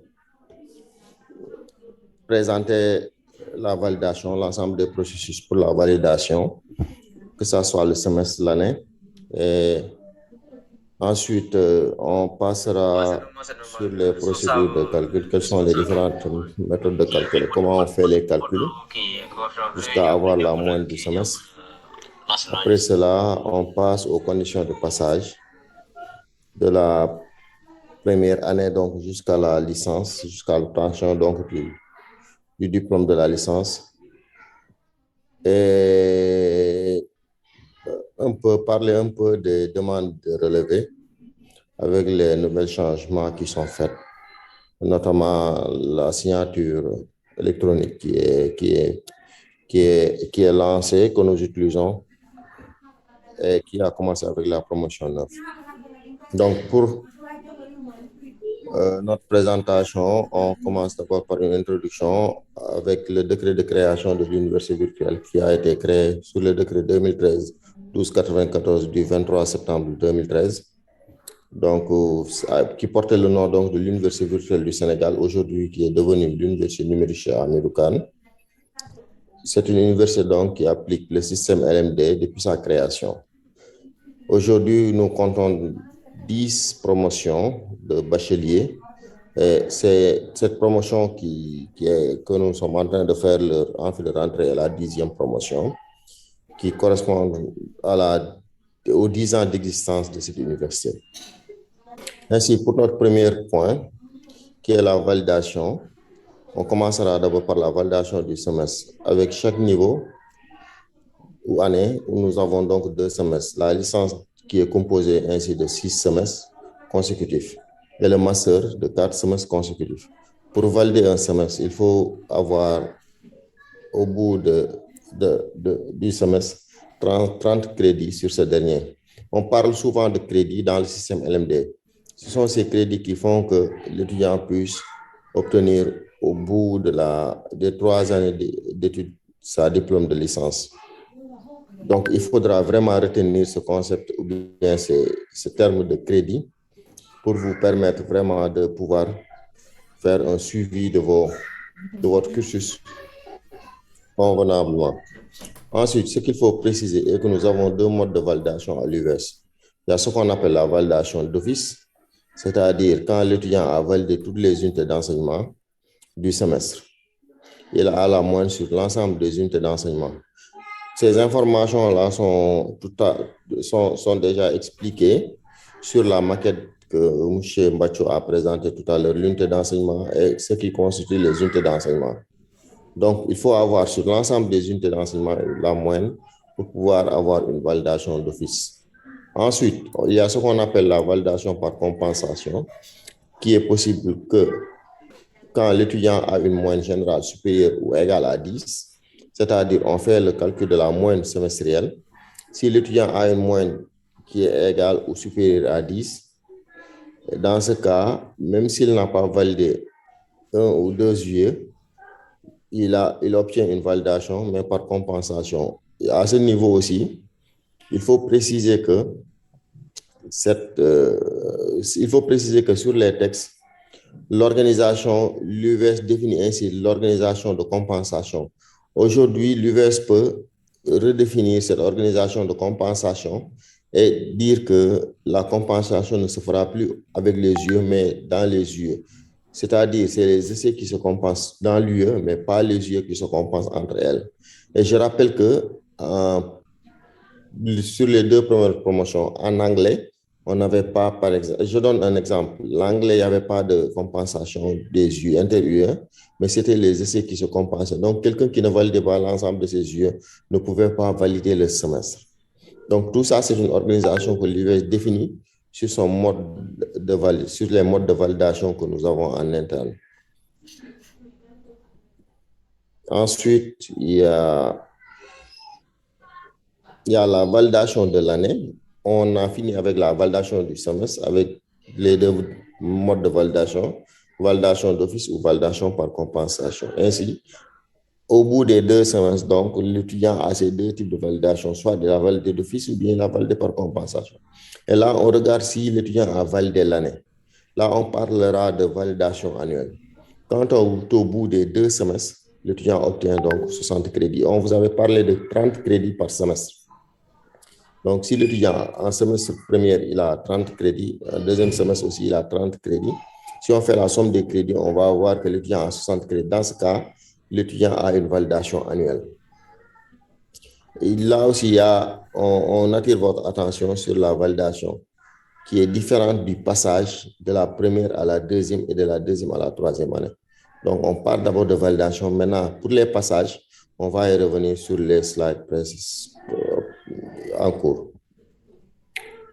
Pour les validations aussi, on va vous montrer comment les calculs sont faits pour avoir la moyenne par matière, c'est-à-dire par élément constitutif, les essais, qui, à la fin de l'examen, donc, les calculs afin de produire les résultats sont faits. Pour chaque matière, nous prenons 40% de la note de TD et 60% de la note d'examen. Nous l'additionnons pour avoir la moyenne de l'essai sur 20. Maintenant, il peut y avoir des cas où la matière n'a pas de TD. Dans ce cas, c'est que la note d'examen qui sera considérée. C'est l'exemple comme exemple, on a les matières comme leadership, développement personnel, informatique, ENT, anglais, test de connaissances. Ces matières-là, il n'y aura pas de TD, mais les notes d'examen seront considérées à 100%. En plus, après cela, il y a le calcul de la moyenne de l'unité d'enseignement, de l'UE. À la suite des moyennes, on enchaîne avec le calcul des moyennes pour chaque UE. Il faut noter que l'UE est validé si l'étudiant obtient une moyenne supérieure ou égale à 10. Donc, si l'étudiant a une moyenne de 10 ou plus, il valide l'UE. Donc, il faut retenir donc, cet aspect où l'étudiant valide l'UE avec une moyenne supérieure ou égale à 10. Et dans ce cas, les crédits qui sont alloués à cette unité d'enseignement, l'étudiant obtient ces crédits-là. Et là aussi, on veut vraiment que vous reteniez cela, puisque c'est ce qui fera que l'étudiant, même si il ne passe pas en classe supérieure, cette UE qu'il vient de valider, même s'il doit reprendre l'année, il ne va pas reprendre cette UE. Les matières de cette UE, l'étudiant l'a déjà validé, il ne les reprenne plus. Donc, c'est ce qu'il faut retenir aussi à ce niveau. Ainsi, le calcul de l'unité d'enseignement se fera avec, comme suit, A sur B. A est égal donc à moyenne de l'essai, la moyenne qu'on a calculée sur le slide précédent, qu'on multiplie par son coefficient. On additionne donc tous ces produits-là, qu'on divise ensuite. Le tout, on va le diviser par B qui est égal à la somme des coefficients. Donc, chaque essai sur la maquette, si vous allez exploiter la maquette, vous allez voir que chaque essai a un coefficient qui lui a été attribué. Et donc, à la fin, vous prenez chaque moyenne d'essai, vous le multipliez par son coefficient et le tout, vous faites la somme. Ensuite, vous le divisez par la somme des coefficients pour avoir ainsi la moyenne de l'unité d'enseignement de l'UE. Une fois que c'est fait, on passe à la calcul de la moyenne semestrielle. Ici aussi, il faut retenir le 30. En fait, le 30, ce n'est rien d'autre que la somme des crédits par semestre. Chaque semestre, il n'y a que 30 crédits qui est alloué. Si l'étudiant a les 30 crédits ou pas, là aussi, ça dépend des validations des unités d'enseignement. Mais dans le calcul du semestre, de la moyenne du semestre, ce qu'on fait, on prend chaque unité d'enseignement, on le multiplie par son crédit. on fait la somme de ces produits-là encore et qu'on le divise par 30. Le 30, en réalité, c'est la somme des crédits pour ce semestre, qui est toujours égale à 30. Donc, ici, c'est comme ça qu'on fait pour avoir la moyenne du semestre. Une fois que la moyenne du semestre est là, on peut voir si l'étudiant a validé ou n'a pas validé, ou bien l'étudiant a une validation par compensation. Ça dépend du type de validation, compensation, ou bien une validation d'office. Donc, au bout quand on calculera donc sa moyenne semestrielle, on aura donc toutes ces informations-là. Ensuite,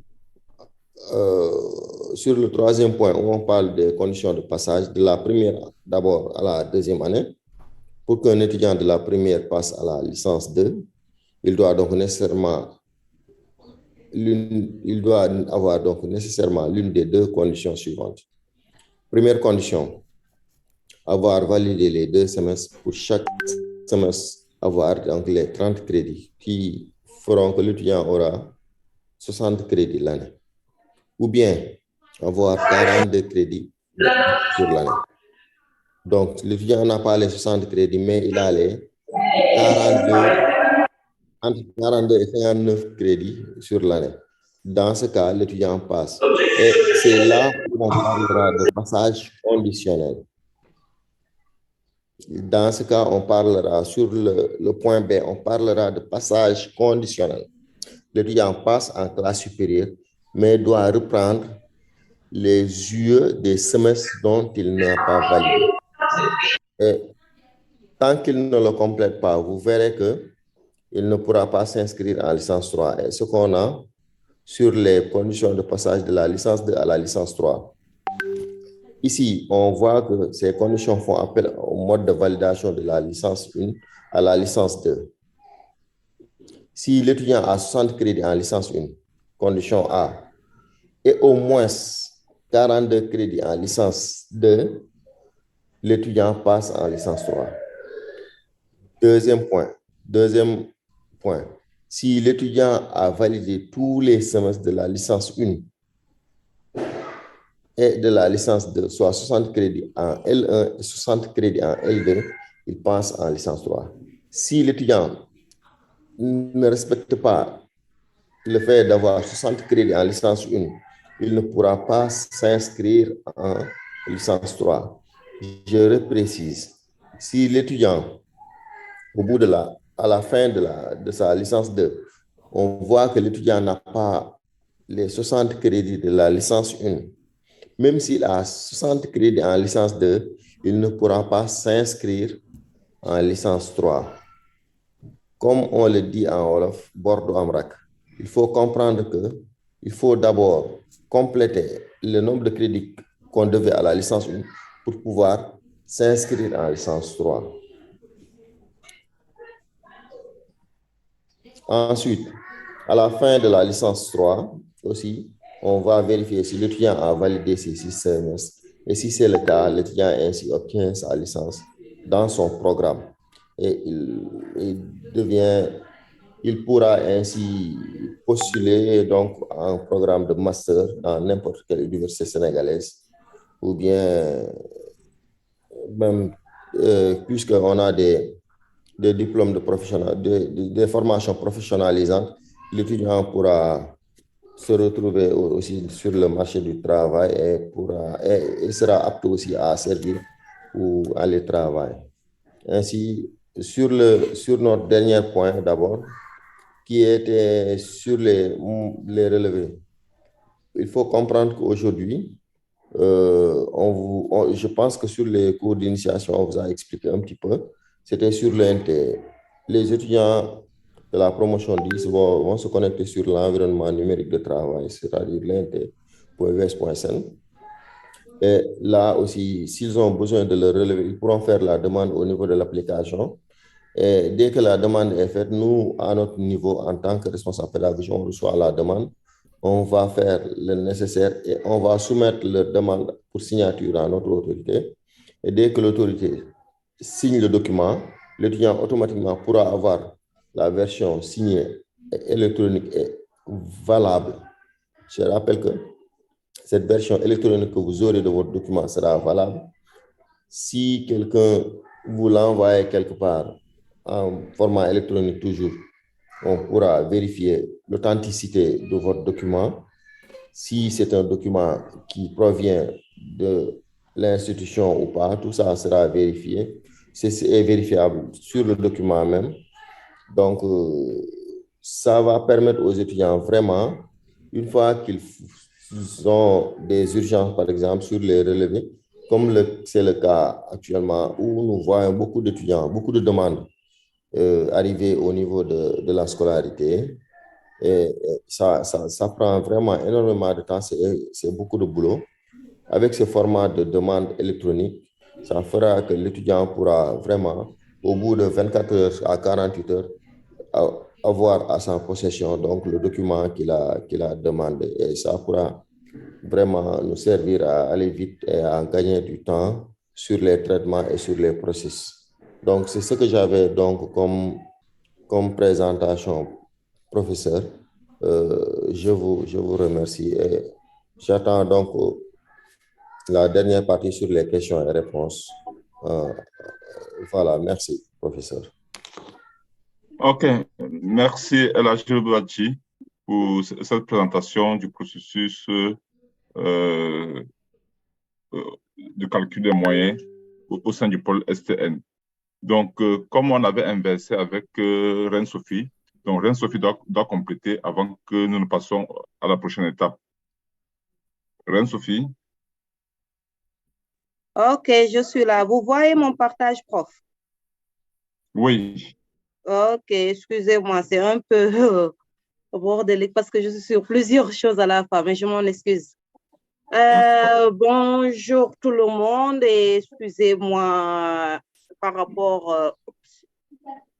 excusez-moi. Maintenant, moi, c'est Reine-Sophie Diouf, chef de service des examens du pôle STN. Je travaille en collaboration avec Badji et je vais vous présenter comment se fait les examens au niveau de l'UVS. Et bienvenue à vous, la promotion 10. Il faut savoir une chose.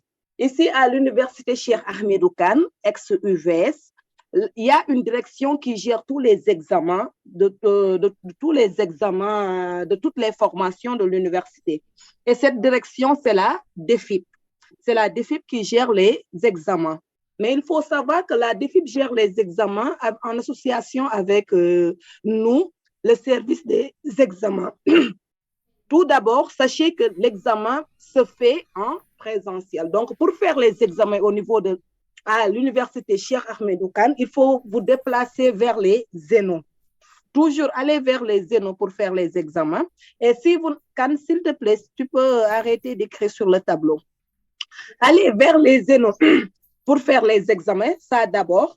Et sinon, si vous êtes en déplacement hors de votre ENO, hors de votre ENO de rattachement, par exemple, vous êtes venu à Dakar pour un but précis, là, vous pouvez demander une autorisation pour faire l'examen au niveau de l'ENO de Dakar. Mais pour cela, il faudra envoyer une lettre une semaine d'avance à l'administration de l'ENO, au responsable pédagogique de l'ENO concerné. Par exemple, Cheikh Kane se déplace à Dakar pour des raisons personnelles. Il devait aller se soigner, exemple. Là, pour faire ses examens à l'ENO de Dakar, Cheikh Kane doit envoyer par mail au responsable pédagogique de l'ENO de Dakar une autorisation une semaine avant les examens pour pouvoir faire les examens à l'ENO de Dakar. Sinon, si vous attendez jusqu'au jour J pour aller faire les examens à l'ENO de Dakar, vous risquez d'être renvoyé et vous n'allez pas faire les examens. Ça, c'est de 1. Autre chose également, si Cheikh Kane est en France et qu'il veut faire les examens chez lui, là, dans ce cas, il doit envoyer une autorisation, une demande à M. Nyama Sissoko qui gère le service de la division des examens au niveau de la DEFIP, à Nyama Sissoko, un mail à Nyama Sissoko pour lui demander une autorisation pour pouvoir faire les examens au niveau de l'ENO de au niveau de, en France, là où il se trouve. Donc, on a ces 3 possibilités-là pour faire des examens. Soit aller dans ton ENO de rattachement, ou bien aller dans l'ENO où tu te trouves actuellement en demandant une autorisation une semaine avant, ou bien en faisant une demande également, si tu es en voyage en France, hors du Sénégal également, faire une demande pour dire que je souhaite faire l'examen chez moi, et là, on va vous donner un code d'accès pour vous permettant de faire l'examen. Ça, ce sont les 3 critères à respecter, dépendant de là où vous vous trouvez pour faire l'examen. Ça, c'est de 1. Autre chose, vous savez qu'à l'université, comme dans toutes les autres universités, donc à l'université Cheikh Hamidou Kane, comme dans toutes les autres universités, pour chaque année universitaire, chaque licence avec le système LMD, on a 2 sessions à faire. La session normale et la session de rattrapage. Et comme l'a expliqué Badji, il faut d'abord valider la session normale pour pouvoir faire la session, pour pouvoir passer en classe supérieure. Mais si vous n'avez pas validé la session normale, vous avez la possibilité de faire des rattrapages pour pouvoir, de faire des rattrapages au niveau, de faire des rattrapages au niveau de la session de rattrapage. Et à l'UVS, on a un système qui fait, on organise d'abord les examens de la session normale, semestre 1, semestre 2, et après organiser les examens de la session de rattrapage du semestre 1 et du semestre 2. Et toujours, il faut valider ces 2 semestres-là pour pouvoir aller en classe supérieure. Donc, on a 2 examens, et après ces 2 examens-là, pour chaque examen de session, on a 2 semestres par année, et pour chaque semestre, on a 2 sessions. Ce qui nous fait pour l'année 4 examens à faire. Autre chose également, pour pouvoir avoir une note, il y a les examens, il y a les notes d'examen, il faut être présent pour les examens pour pouvoir faire les TD comme travaux dirigés pour pouvoir avoir une note de TD. Parce que nous, on a les notes d'examen en général à l'UVS, on a les notes de TD et les notes d'examen qu'on va combiner pour calculer, pour faire votre note finale. Donc ici, toujours faire les TD et être présent également au niveau des examens. Et il y a une chose aussi que l'UVS fait par rapport aux autres universités, c'est les réclamations.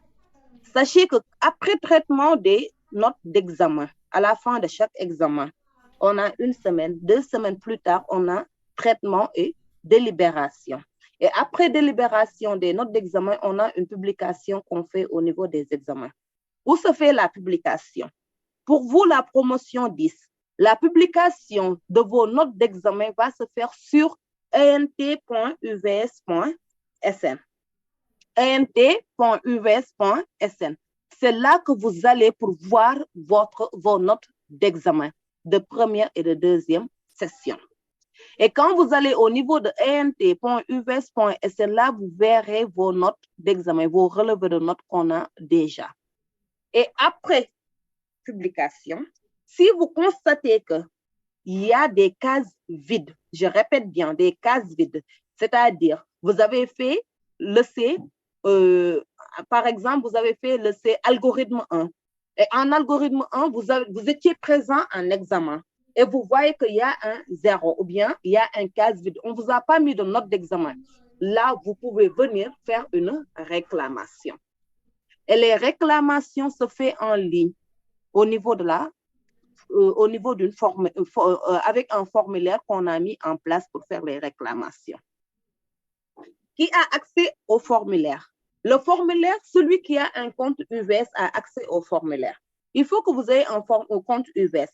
Massamba Ndiaye ne peut pas se connecter avec son compte iCloud pour accéder au formulaire. Non, c'est impossible. Tu ne peux pas te connecter avec ton compte Gmail pour accéder au formulaire. Là également, c'est impossible. Il faut toujours vous connecter avec votre compte UVS, c'est-à-dire le mail institutionnel qu'on vous a donné, massamba.ndiaye@unchk.edu.sn pour pouvoir accéder au formulaire de réclamation qu'on a mis en ligne.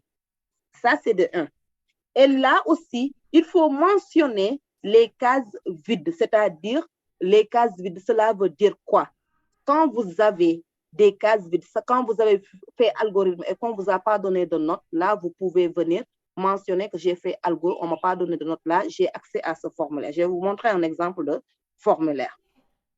Le formulaire de réclamation se présente comme suit, comme vous voyez ici. Ça, c'est un exemple de formulaire de réclamation où vous devez mentionner votre prénom, nom, INE, filière, et ici, le semestre et la session. Et après, les noms où vous avez fait l'examen, et après, vous allez dire liste des matières, là où les matières où vous voulez réclamer, les matières où vous avez des cases. Bon, là, je l'ai fait uniquement. Toujours, je répète, auprès des cases vides. La contestation de notes n'est pas prise en compte. Oui, Madame, je suis là parce que j'ai 10 et je mérite plus que 10. Là, on ne tient pas ça en compte. Et vous risquez même d'avoir moins que 10. Parce que si vous venez, vous dites que j'ai 5 et je ne mérite pas 5, et qu'on vérifie et que vous avez moins de 5, on va vous donner moins de 5.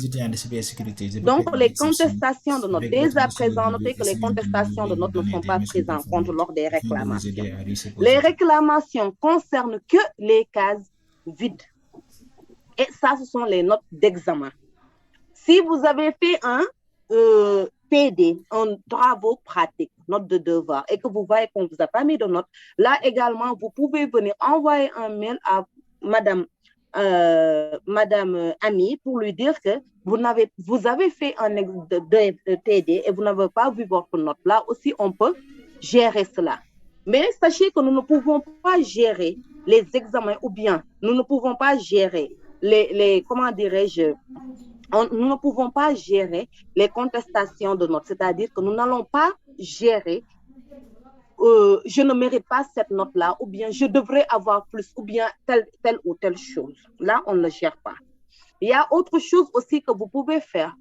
Si vous êtes malade et que vous voulez également, vous avez des papiers justificatifs également, vous pouvez le déposer par mail.